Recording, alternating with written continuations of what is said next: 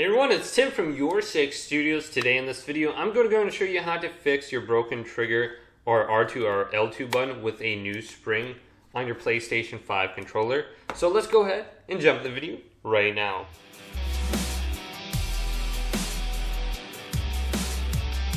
So you can easily go on to Amazon and buy new springs and R2 buttons, and this will cost you about like $5 or $6 for about a dozen. And if your R2 button is broken, most of the time it is just the spring that's kind of like damaged and you're not able to press it in all the way, or it's not snapping back. So it's very easy to replace. So the first thing we want to go ahead and do is open up and take apart our controller.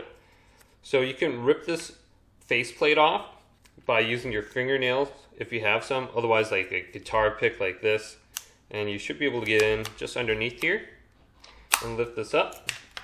Then you can take this black piece off and put it to the side.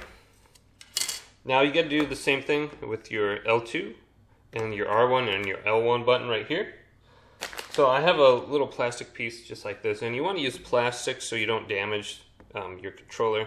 And then just lift up in the middle of the L1 button, just like that. Put that to the side.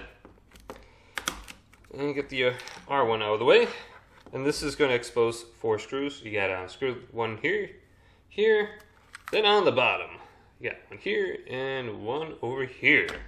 So let's take a screwdriver and just get all those out of the way right now. Alright, so this is my last screw right here. Now, taking off the back cover is relatively easy as well. Make sure you're lifting up these little latches right here. And all you have to do is slide a tool in here or your guitar pick and just to cause some separation right here. Try not to be too rough on that latch. It may break off like this one did for me at one point. So you just want to cause a little bit of separation there so you can go to the side of your controller. Just do this and do the same thing on the other side. Just go in there just like this.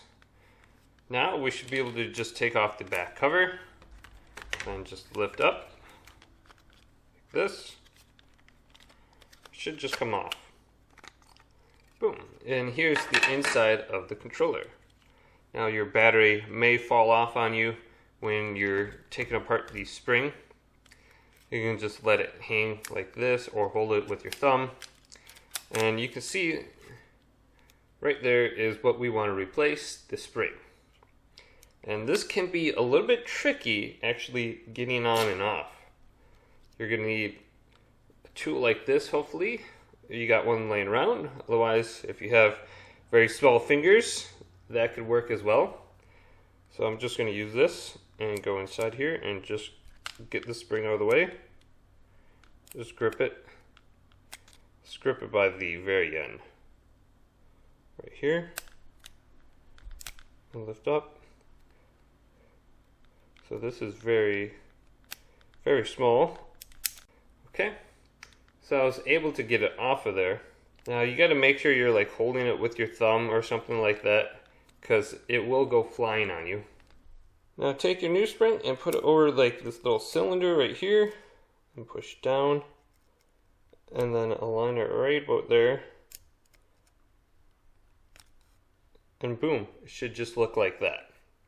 And that can be quite difficult if you're trying to do it with your fingers, but it's got to rest in between like these two little plastic pieces, so when you push it, it stays in place. Now I'm just using a PlayStation 4 spring, so this should work. It's going to be a little bit different. It's not going to be as springy, but if you do have like an older PlayStation 4 controller laying around, it's kind of broke, you can use the spring from that as well. So I'm going to have to buy some new springs coming up here. Now let's take our controller and put it back together. So let's flip the battery back around and put it back on this black piece here. And take my lid and my cover, and then I like doing it this way. I just align everything on the back here and then push down over the triggers and then snap it on the sides here. Good.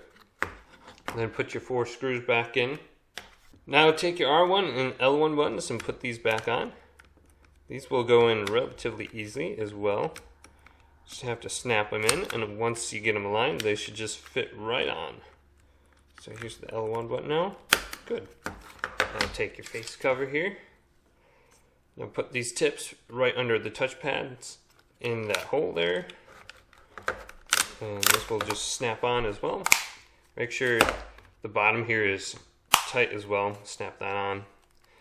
And that is how you replace the R2 spring, the L2 spring very easily. So hopefully this quick video did indeed help you guys out. If it did, go ahead and leave a big thumbs up and subscribe to my channel down below for more tech up videos coming up next on Your Six Studios.